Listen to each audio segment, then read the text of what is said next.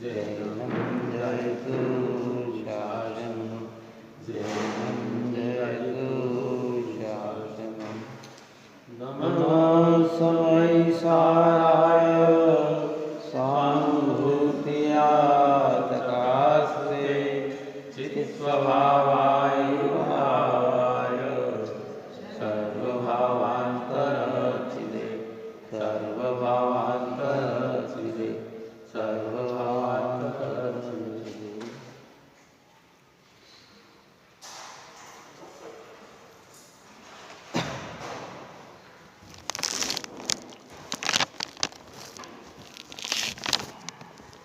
कर्ता कर्म अधिकार पूर्ण हुआ।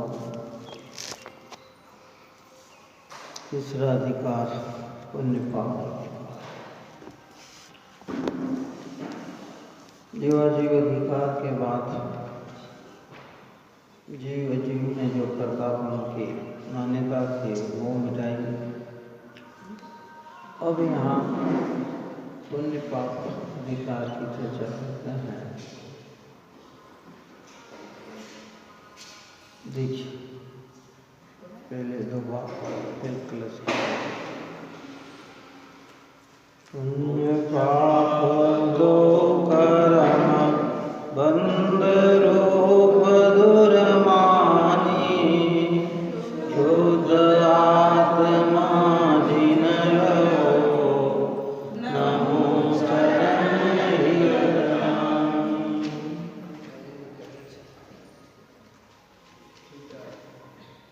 पुण्य पाप दो कर्म बंद रूप दुर्मानी।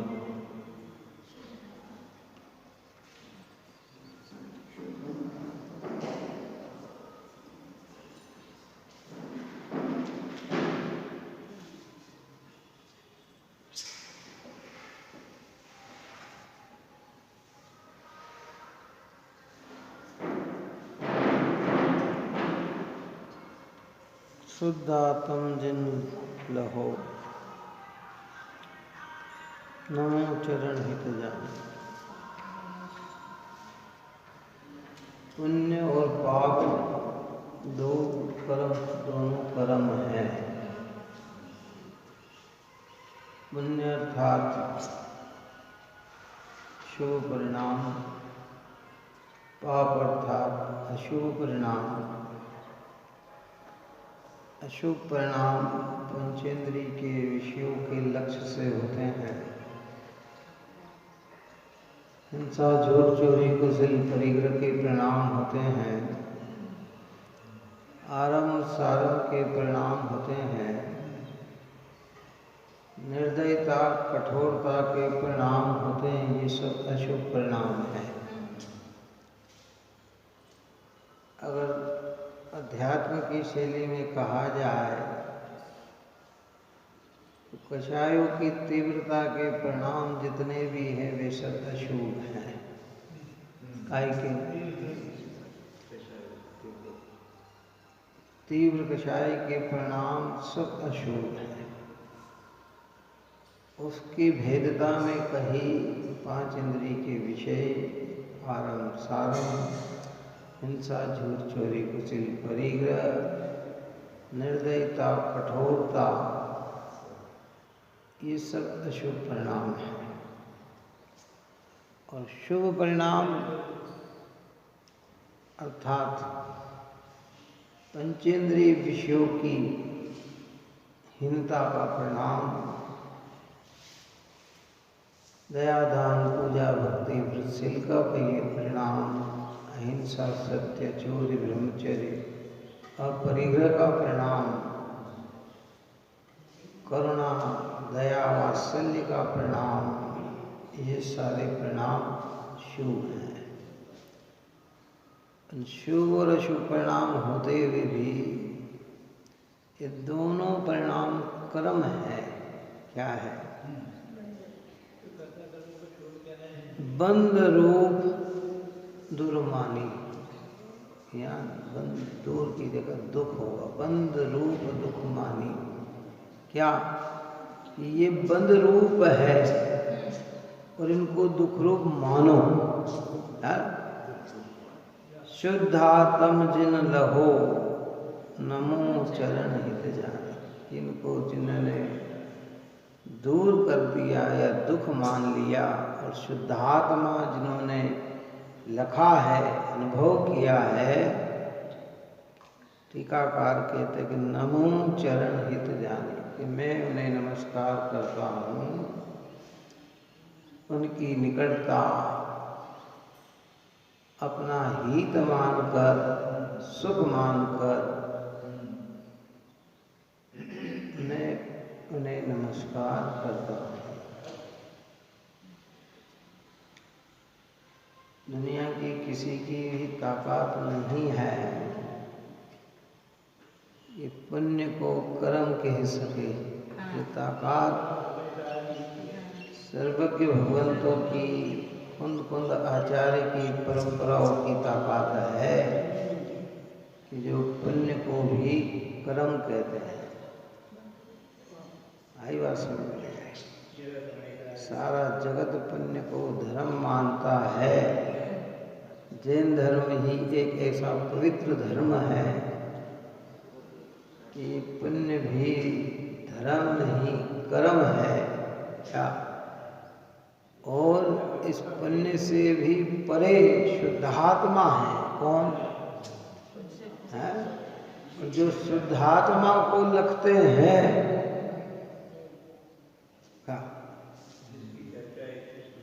ज्ञानी तो उनको ही चरणों को नमन करते हैं, इनको नमन करते हैं। देव शास्त्र गुरु को हम जो नमन करते हैं ना, क्यों नमन करते हैं? ब्रह्माणी हाँ, अनंत सिद्ध भगवान तो पुण्य पाप रहित तो हो गए। कौन? अनंत और सिद्ध भगवान की तो पुण्य पाप रहित हो गए। और निर्ग्रंथ गुरु जो होते हैं वो पुण्य पाप से भिन्न शुद्धात्मा का अनुभव करते हैं। और जिनवाणी पुण्य पाप से रही शुद्धात्मा के अनुभव की बात बताती है। इसलिए इनके चरण को हित जानकर वंदन किया जाता है। नमन करने में अपना प्रयोजन, अपना हित। तो क्या लिखा? नमो चरण हित जानी। अपना हित जानकर, अपना भला जानकर मैं इन्हें वंदन करता हूं।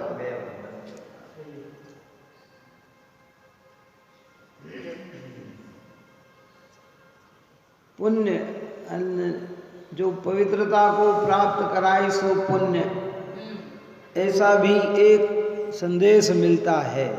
ऐसा भी लोग कहते हैं कि जो पवित्रता को प्राप्त कराए सो पुण्य। नहीं नहीं भाई, लौकिक व्यवहार की पवित्रता की बात करें तो ठीक है, कौन सी, लेकिन रत्नत्रय को प्राप्त कराए, निर्मलता को प्राप्त कराए कि नहीं, इसमें गजब का अधिकार है। ये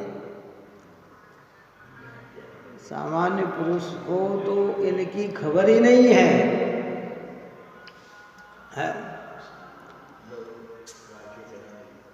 अब यहाँ कहते हैं, प्रथम टीकाकार कहते हैं कि एक ही कर्म दो पात्र को होकर पुण्य पाप रूप से प्रवेश करते हैं। पात्र कितना? ये नाटक मंच चल रहा है। कौन सा? हर अधिकार के ऊपर आचार्य ने नाटक मंच की कल्पना की कि नाटक मंच है। ऐसे कह रहे ये पुण्य ये नाटक मंच पे एक ही व्यक्ति दो का रोल अदा करके प्रवेश कर रहा है।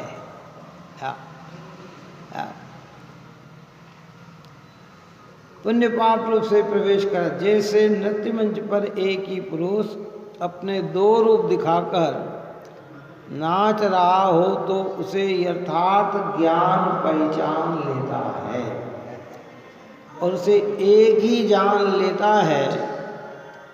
इसलिए इसी प्रकार यद्यपि कर्म एक ही है तथापि वह पुण्य पाप के भेद से दो प्रकार के रूप धारण करके नाचता है। उसे सम्यक दृष्टि का यथार्थ ज्ञान एक रूप जान लेता है। उस ज्ञान की महिमा काव्य इस अधिकार के प्रारंभ में टीकाकार आचार्य कहते हैं। उसकी ज्ञान की महिमा, सम्यक ज्ञान की महिमा आचार्य अमृतचंद्र देव कहते, एक ही व्यक्ति दो रूप धारण करके प्रवेश करता है। देखो नाटक मंच पे आजकल, पुराने समय में भी था लेकिन इतना उसका प्रचार प्रसार नहीं था, लेकिन आजकल टीवी कलाकार, नाटक कला, नृत्य कलाकार ऐसा स्वांग धारण करते हैं कि वो पलटे सीधे खड़े रहे तो पुरुष रूप में और मुख पलट ले तो स्त्री रूप में नाटक होता है सब। एक नवरंग फिल्म आई थी बहुत पहले, उसमें एक गाना था, उस गाने में उसने एक ही रूप को दो रूप में दर्शाया। होली का गाना था वो, है ना। उसमें एक उसने ऐसा चित्र बनाया तो मनुष्य का, और एक स्त्री पुरुष का और एक स्त्री का, थे कितना। अब वो सामान्य जो न जाने वो दो समझता है कि दो रोल हो गए, लेकिन जो पहचान लेता वो क्या समझता है, एक ही रोल है। ऐसे ये पुण्य और पाप सामान्य की दृष्टि में देखा जाए दो रूप दिखते हैं, लेकिन है कितना, एक ही है। विकार कहा इसको, पुण्य पाप को क्या कहा, विकार। पुण्य परिणाम भी विकार और पाप परिणाम भी विकार। अभी अपने को जिस तरीके से समझना उस तरीके से समझना है ना। हाँ, जब दृष्टि ज्ञायक की बन जाएगी तो विवेक स्वयं जागृत हो जाएगा कि प्रयोजन कहाँ करना और कहाँ नहीं चलना। लेकिन पहले ये बात समझ में आना चाहिए कि ये दोनों क्या है, ये दोनों विकार हैं।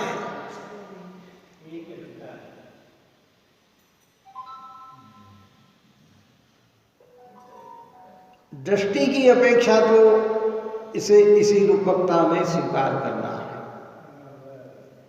क्या जैसे नृत्य मंच पर एक ही पुरुष अपने दो रूप दिखाकर नाच रहा हो तो उसे यथार्थ ज्ञाता पहचान लेता है।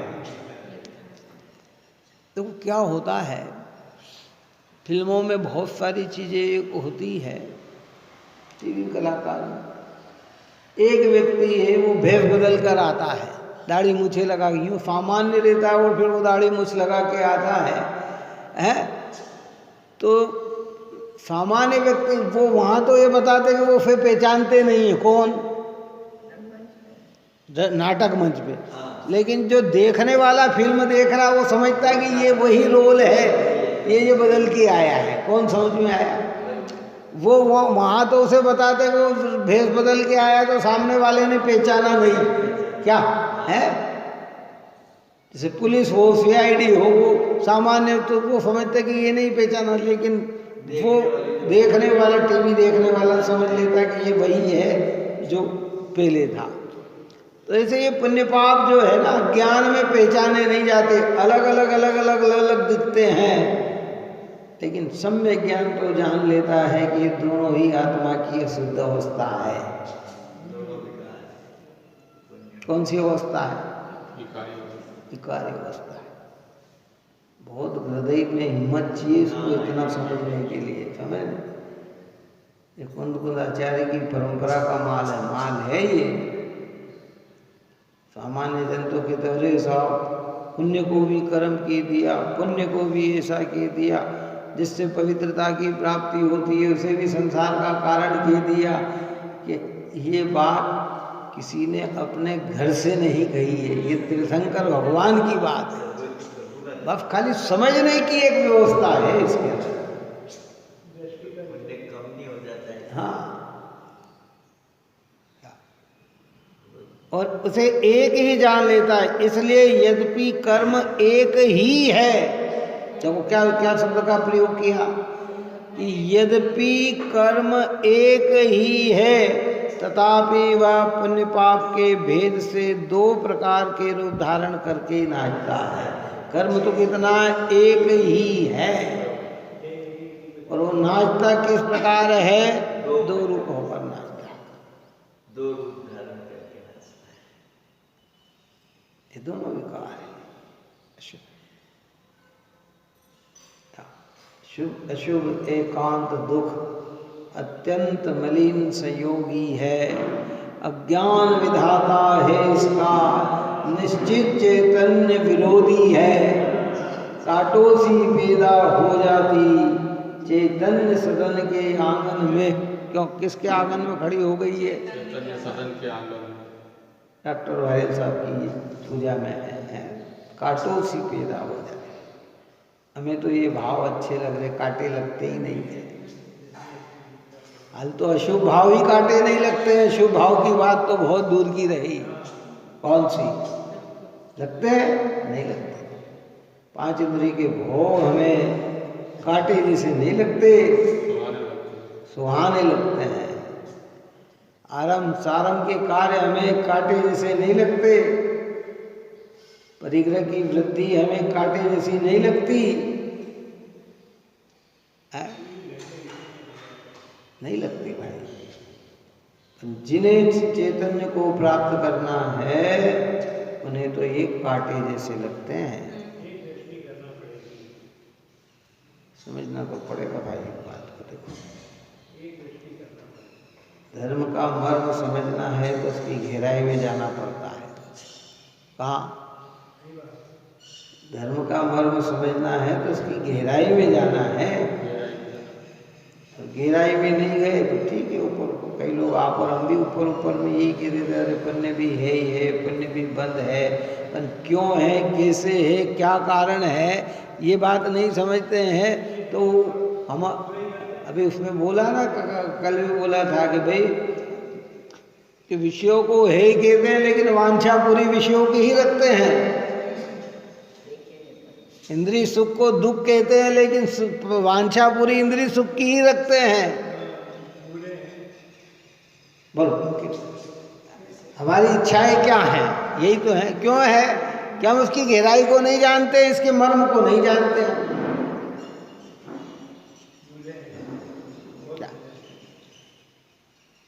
इस प्रकार यद्यपि कर्म एक ही है, एक ही है, तथापि वह पुण्य पाप के भेद से दो प्रकार के रूप धारण करके नाचता है। उसे सम्यक दृष्टि का यथार्थ ज्ञान एक रूप जान लेता है। कौन जान लेता है? सम्यक दृष्टि का यथार्थ ज्ञान।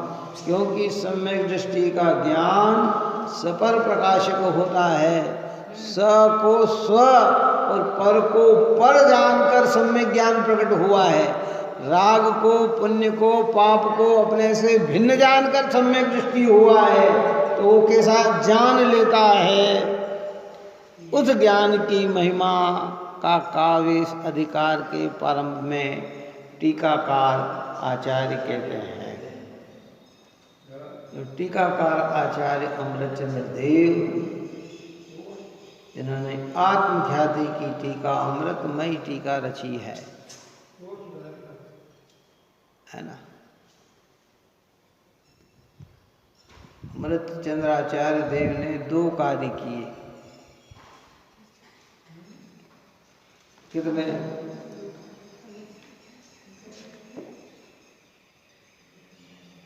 टीका रची और कलश रचे। कितना? जहाँ जरूरत पड़ी वहाँ कलश की रचना की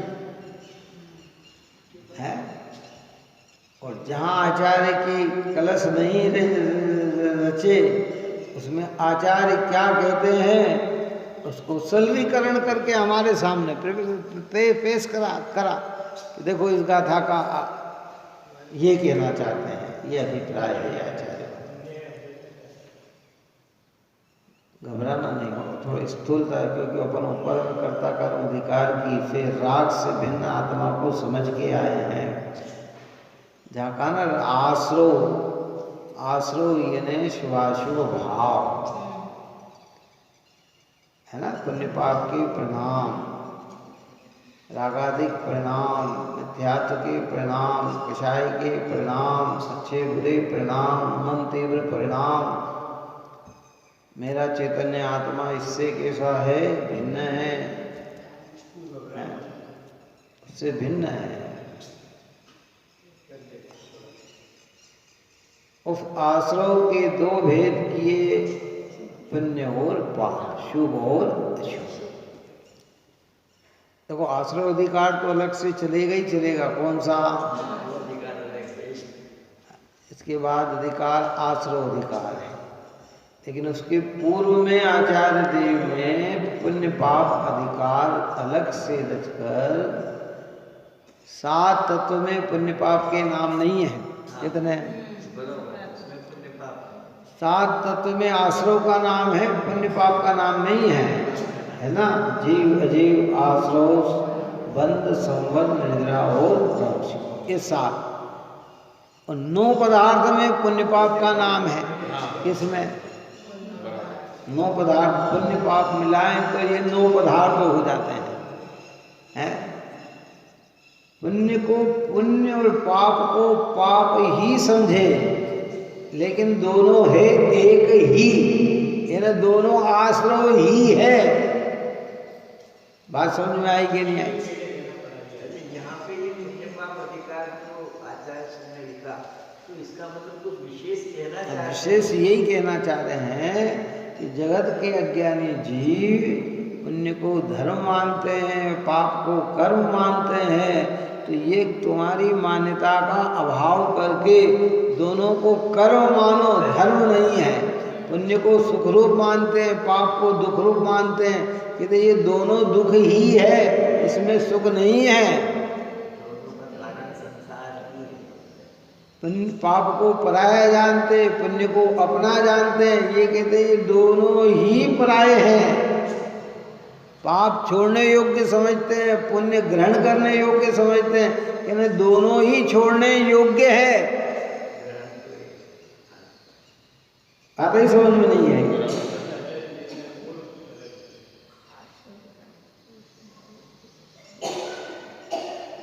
ये एक विचार है,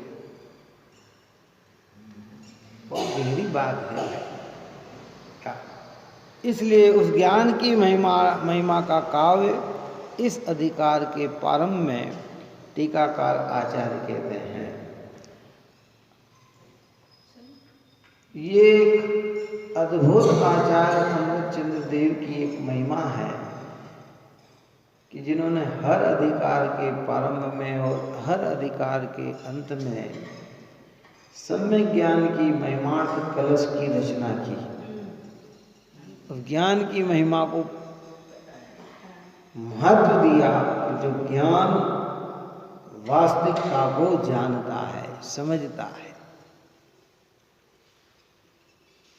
देखिए 100 नंबर का कलश अपना चलता है।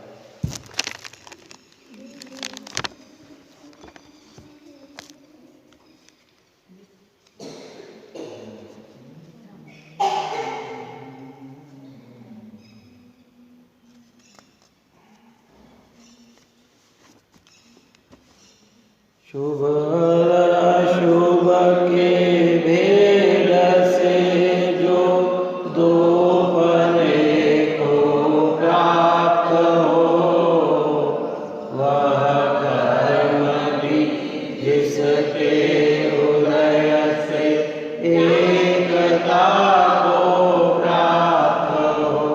जब मोह रज का नाश कर सम्यक सहित स्वयं ही जग में हृदय को प्राप्त हो, सुधा निरंतर ज्ञान ही।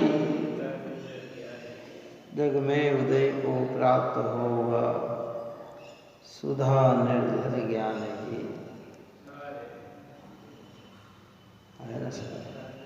सम्यक ज्ञान की महिमार्थ अद्भुत प्रकार का कलश कि शुभ और अशुभ के भेद से जो दो पने को प्राप्त हो। ये तो सरल बात ऊपर में कही कि भाई ये दो पने को प्राप्त है, शुभ और अशुभ।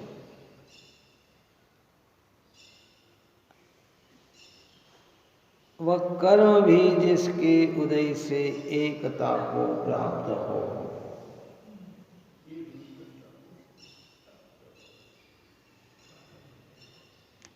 ये दोनों कर्म के उदय हैं और एक पने को ही प्राप्त है। अपन ने ऊपर में कहा ना, पाप। अगर आध्यात्मिक भाषा में कहा जाए अशुभ भाव यानी क्या, तो कहते संक्लेश परिणाम। शुभ भाव यानी क्या कि विशुद्ध परिणाम। संक्लेश परिणाम यानी क्या, कषायों की तीव्रता का नाम है संक्लेश परिणाम और कषायों की मंदता का नाम है विशुद्ध परिणाम। बात ही समझ में नहीं है। एक में कषाय तीव्र है और एक में कषाय मंद है, पर दोनों एक ही है ना। क्यों? बात समझ में आई कि नहीं? एक व्यक्ति को बुखार आया है 105 डिग्री 4 डिग्री, हाथ लगाओ तो हाथ अपने एकदम तपने लग जाता है। अरे मानो आग लगी हो शरीर में। क्या? हाँ, ऐसे कैसा लगता है? बोलो कैसा लगता है? हाथ लगाओ अपन, अरे कितना तप रहा है, एकदम हाथ लगाते अरे भैया मानो इतना तप रहा है। और एक के हाथ लगाओ तो थोड़ा गर्म दिखता है। कितना गर्म दिखता है? तो डिग्री में फर्क होता है। कितना होता है? एक 104 था, एक 99 हो सकता है, 100 हो सकता है, लेकिन दोनों दशा तो रोग की है ना। किसकी दशा है? एक कषाय तीव्र है और एक कषाय मंद है, लेकिन दोनों दशा तो किसकी है? कषाय की है ना। बात समझ में आई कि नहीं है? दोनों दशा का ही की। चलो है तीव्र दशा यानी अशुभ परिणाम, वो भी कषाय की दशा है, वो तीव्र है। शुभ परिणाम मंद कषाय की दशा है, ये भी दशा तो कषाय की है ना। तो ये दोनों क्या है? एक ही है। क्या? जब मोह रज का नाश कर सम्यक सहित वह स्वयं ही।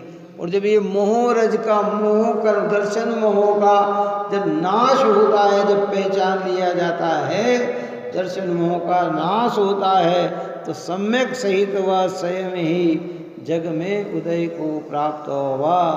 क्षुधा निर्झर ज्ञान ही। अमृत झरता है उस ज्ञान में, या जिस ज्ञान के अंदर ऐसा भेद ज्ञान प्रकट होता है।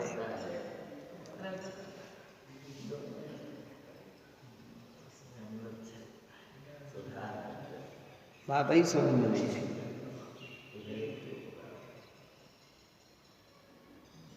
चंद्रमा चांदनी रात में जगमग कर रहा हो और बादल की ओट आ जाए और पूरे बादल नहीं आए तो धुंधले बादल आ जाए, लेकिन जैसे ही बादल हटते हैं तो चंद्रमा कैसा होता है? प्रकट हो जाता है रोशनी। कि मोह रस से हमारा ज्ञान ढका हुआ, कैसे ढका हुआ? ढका हुआ है। सफर को जानता नहीं, पुण्य पाप को जानता नहीं, जानता है तो भिन्न भिन्न मान लेता है, भिन्न भिन्न जानता है। यहाँ कहते दोनों ही रज है, कर्म है, पुण्य भी कर्म है और पाप भी कर्म है।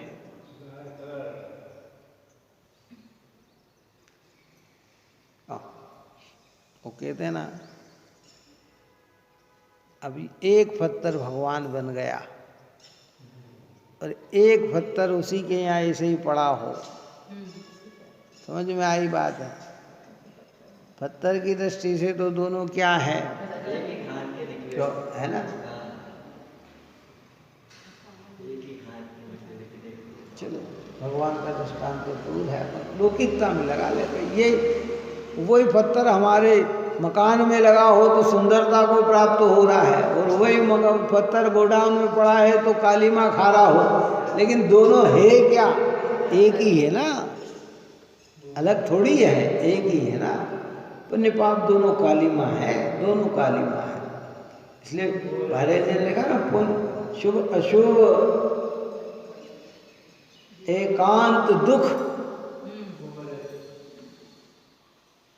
अत्यंत मलिन संयोगी है। शुभ अशुभ भाव एकांत दुख अत्यंत मलिन संयोगी है।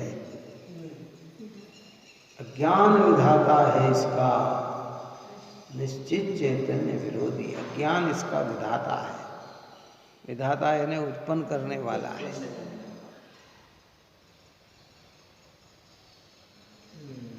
और ये चैतन्य का विरोधी है। अपने घर में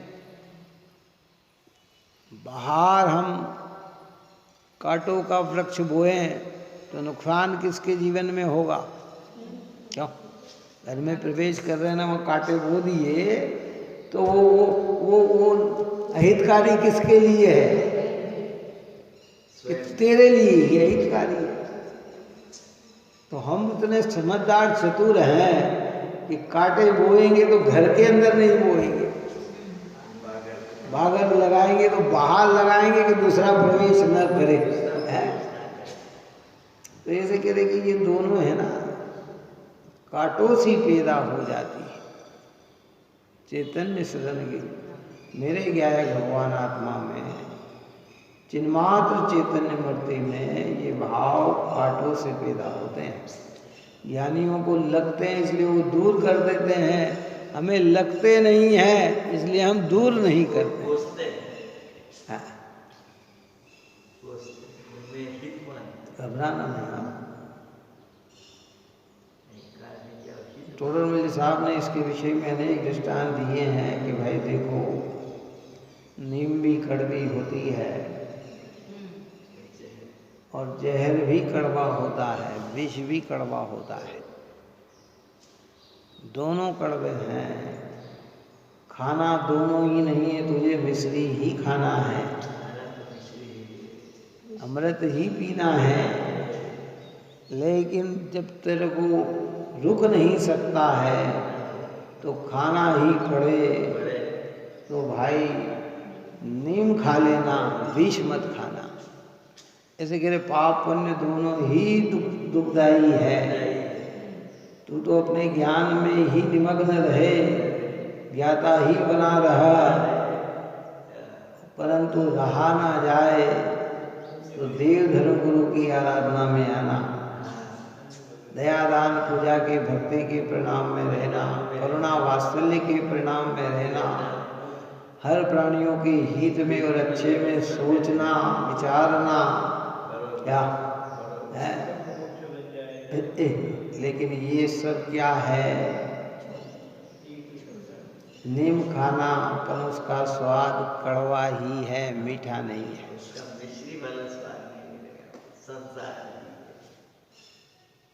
प्रारंभिक भूमिका में जिस भाव की प्रेरणा देते हैं, अब अपनी तो चर्चाएं ऊपर उठ के है। देखो भाई, जिन भावों की प्रारंभिक भूमिका में प्रेरणा दी गई है, प्रत्येक व्यक्ति को पहले कहा, अरे भाई मंदिर आओ, माला फेरो, जाप करो, पूजा करो, भगवान की भक्ति करो, तीर्थ क्षेत्र वंदना करो, दया दान में लगे रहो, है? किसी जीव को घात मत करो, ये नहीं खाना, वो नहीं खाना। ये सब बात प्रारंभिक भूमिका के अंदर हमें किया है, लेकिन अब आचार्य कह देंगे इनका स्वरूप समझो कि ये है क्या, क्योंकि हमें इससे भी ऊंचाई की ओर ले जाना चाहते हैं। कहाँ ले जाना चाहते हैं? देखो, सम्यक ज्ञानी गुरु तो ऐसे होते हैं, एक व्यक्ति कुछ नहीं कर रहा था तो उसको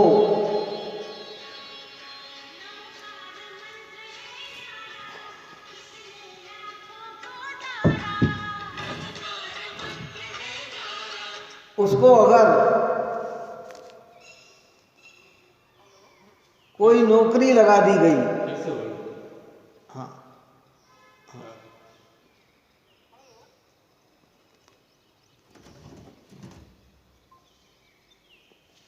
अगर कोई व्यक्ति कुछ नहीं कर रहा था, बेरोजगार था, उसे रोजगार पे लगा दिया। कितने कमा रहे हो? कहते 10,000 15,000। अब 15,000 की नौकरी छुटाकर कोई उसे 50,000 की दिलाए या लाख की दिलाए तो नौकरी छुटाना उसके लिए उपयोगी। और कोई 15 की भी छुटाकर 0 पे ले जाए तो नौकरी छुटाना क्या उपयोगी उसके लिए।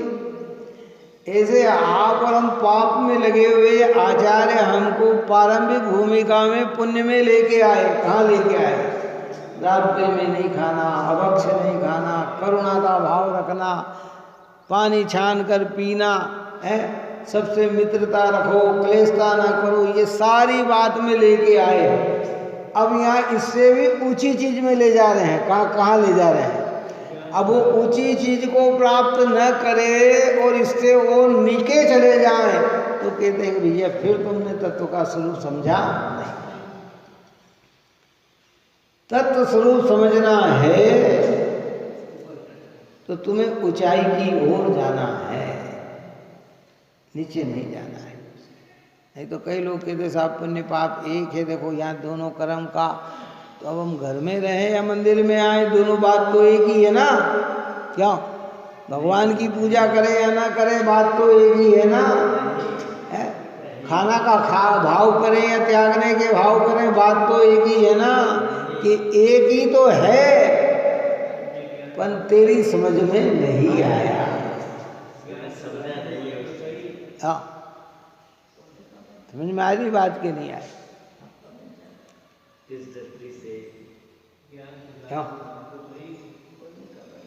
नीम और जहर के दोनों कड़वास एक ही है कि भाई एक ही है। अब हम नीम खाएं या जहर खाएं, नीम खाएगा तो मरण नहीं होगा, क्या होगा? मुंह कड़वा होगा लेकिन मरण नहीं होगा, दूसरी पीड़ाएं नहीं होगी। और जहर खाएगा तो मरण होकर शरीर में दूसरी पीड़ाएं भी पैदा हो जाएगी। बात समझ में आई के लिए? तत्व ज्ञान के निकटता में पुण्य भाव भी रहेंगे। ये नीम जैसा प्रयोग करेगा और पाप में चले जाएगा तो अनेक रोग दूसरे पैदा हो जाएंगे। पाप में तो कितने रोग पैदा हो जाते हैं। देखो आप और हम जो मनुष्य जीवन में आए हैं ना, बहुत शांति से समझ लेना, पहले भी कई बार कह चुका हूँ, ये पाप का फल नहीं है मनुष्य जीवन। हमें जो मनुष्य जीवन मिला ना, ये कोई पाप करके नहीं आए हम। पाप करके आते तो मनुष्य जीवन में आते ही नहीं हम। पाप का अधिक पाप का फल तो एकेंद्रीय विकलेंद्रिया है, जिनको एक भी चीज नहीं मिल रही है, जिन्हें निरंतर मृत्यु मृत्यु मृत्यु ही मिल रही है। हम तो कोई जबरदस्त पुण्य करके आए हैं, उसका फल हमें मनुष्य जीवन मिला है। हाँ, ये मनुष्य जीवन ऐसे ही मिला है। हाँ, इसमें अब हमें गतियों से भी पार होना है, तो हमें उन कारणों को भी दूर करना है जिन कारणों से कर्म का बंधन होता है। और ये पुण्य पाप दोनों क्या है? कर्म है। जब तक निज स्वरूप में नहीं समाते हैं तब तक आचार्य विवेक का प्रयोग कराकर पुण्य में प्रवर्तन कराते हैं, लेकिन समझाते हैं कि पुण्य भाव भी कर्म ही है, धर्म नहीं। ये ताकत ज्ञान की है, सम्यक ज्ञान की है, सम्यक दर्शन की है। वो जागृति हमारे भीतर होना चाहिए, वो जागृति हमारे भीतर होना चाहिए। नहीं तो हम कहेंगे वाह साहब आपने बहुत अच्छा समझा दिया कि दोनों एक ही है, पुण्य करो या पाप करो। देखो इसमें 4 चीज़ आगे आएगी, एक एक क्लास में पंडित चर्चा करेंगे। कारण, स्वभाव, आश्रय, स्वाद, इनकी जो प्रवृत्ति चलेगी तो समझ में आएगा कि अज्ञानी भेद जानता है और ज्ञानी समझता है कि इसमें कोई भेद नहीं। क्यों नहीं है, उसके कारण आगे सब दर्शाएंगे। अभी तो सम्यक ज्ञान की महिमार्थ ही कलश की रचना की है।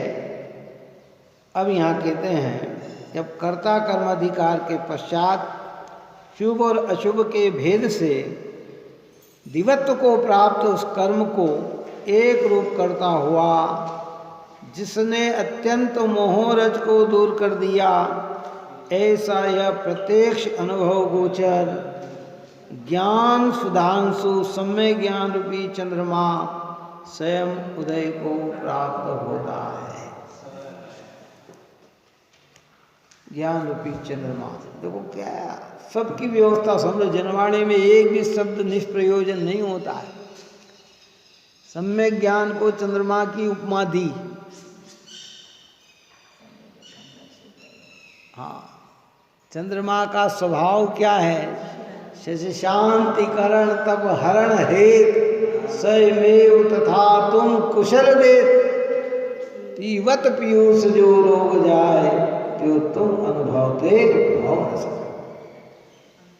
ज्ञान सुधांशु है, मतलब चंद्रमा प्रकाश तो करता ही है, पर साथ साथ में शीतलता देता है। सूर्य प्रकाश तो करता है पर शीतलता नहीं देता है। बात समझ में आई कि नहीं? सूर्य की क्या व्यवस्था? सूर्य अंधकार को तो दूर करता है लेकिन शीतलता नहीं है। और चंद्रमा में क्या है कि और साथ में क्या है? शीतलता है। सम्यक ज्ञान और सम्यक ज्ञान में इतना अंतर है। ज्ञान अगर हमारा उगाड़ बोध भी हो तो शांति नहीं देगा। अरे बात समझ में नहीं आई। लेकिन सम्यक ज्ञान थोड़ा भी हो तो शांति देगा। क्या समझ में आया? बोल। अगर हमें पूरी गाथाएं याद हो, क्या समझ में आया? अनेक ग्रंथों का अभ्यास हो, एक एक चीज के भेद प्रभेद जानते हो और ज्ञान सम्यक ज्ञान न हो तो शांति है क्या? शांति है। और इतना कुछ भी नहीं जानते हैं और आत्मा को जानते हैं तो फिर शांति है क्या? शांति है कि फिर शांति है। तो ये शीतल, ये जो चंद्रमा है ना, ये ऐसी शीतलता देता है। कैसी शीतलता देता है? सम्यक ज्ञान है ये। मोहरज को दूर करके प्रकट हुआ है। किसको? मिथ्या भाव को, जो दो में भिन्न भिन्न जानकर एक को कर्म और एक को धर्म मान रहा था, एक को निर्मलता और एक को अशुद्धता मान रहा था, कि ये सम्यक ज्ञान ऐसा प्रकट हुआ कि दोनों को ही उसने जान लिया कि दोनों ही कर्म है, एक ही है। एक ही व्यक्ति दो पात्र, दो रूप धारण करके प्रवेश नाटक मंच पे प्रवेश किया है।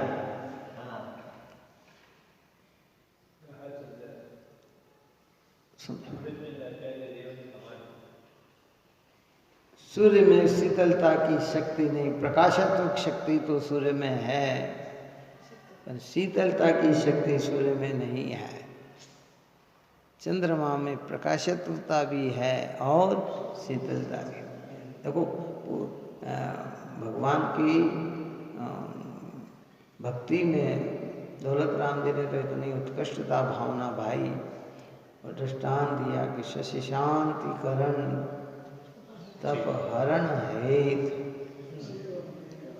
सैवेव तथा तुम कुशल देत। हे परमात्मा, हे भगवान, जैसे चंद्रमा आताप को शयन करके भी शांति शीतलता देता है। क्या करता है? चंद्रमा जो है ना, सूर्य के प्रकाश को झेल कर भी शीतलता देता है। सैवेव तथा तुम, ऐसे भगवान आपको देख के सैवे भी आनंद परिणति में उछलने लगता है, भेद ज्ञान परिणति में प्राप्त होता है।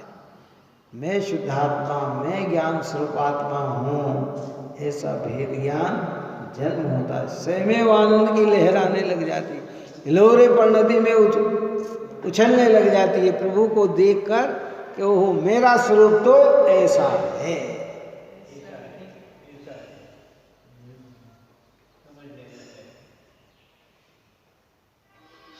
ये वस्तु की व्यवस्था है। इस व्यवस्था को हम जब तक न समझेंगे तब तक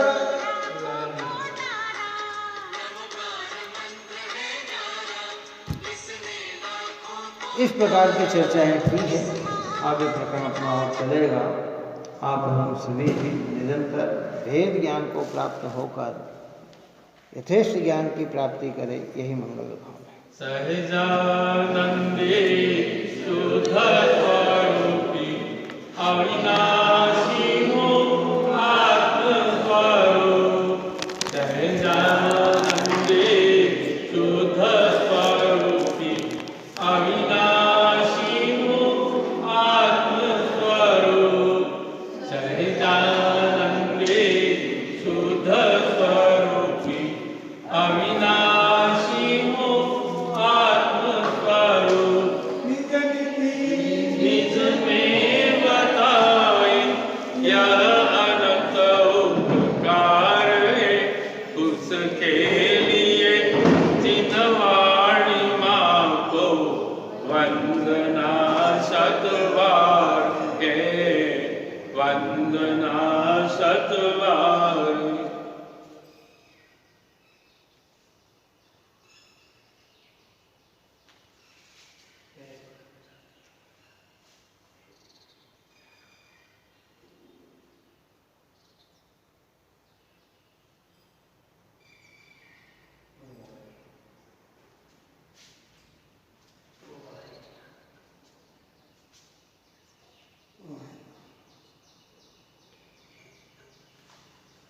वाणी के ज्ञान से सूझे